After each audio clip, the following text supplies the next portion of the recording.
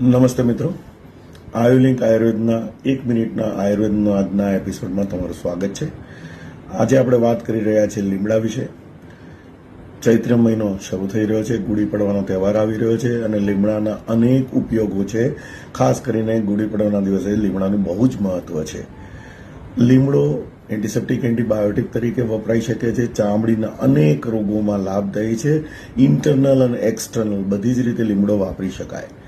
હવે આજે અલગ રેસીપી તમારી સાથે શેર કરવા માંગુ છું. જે મારા ગુરુ સ્વર્ગસ્થ વૈશ્વિક કિરીટ પંડ્યાએ મને બતાવેલી.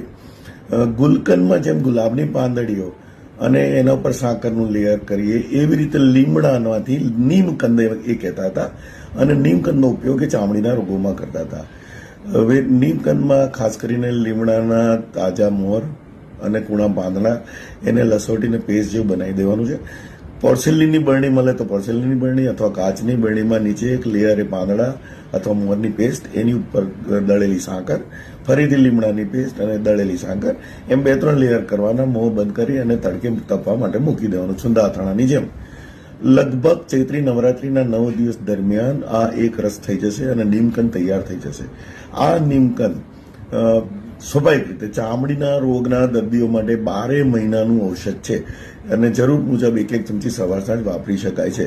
આ ઉપરાંત લીમડો પોતે પણ ડાયાબિટીસમાં પણ કામ કરે છે અને બીજા અનેક રોગોમાં એન્ટિસેપ્ટિક એન્ટીબાયોટિક તરીકે તાવથી માંડીને નાના મોટા તકલીફોમાં પણ કામ આપે છે. તો આ લીમકંદ ઘરે બનતી વસ્તુ છે, બજારમાં નહીં મળે અને આ બજારું વસ્તુ પણ નથી, તો જાતે બનાવીને એનો ઉપયોગ કરશો. આ અને આવી નાની મોટી આયુર્વેદને લગતી, હેલ્થને લગતી અવનવી વાતો જાણવા માટે અમારી સાથે જોડાયેલા રહેશો. આભાર.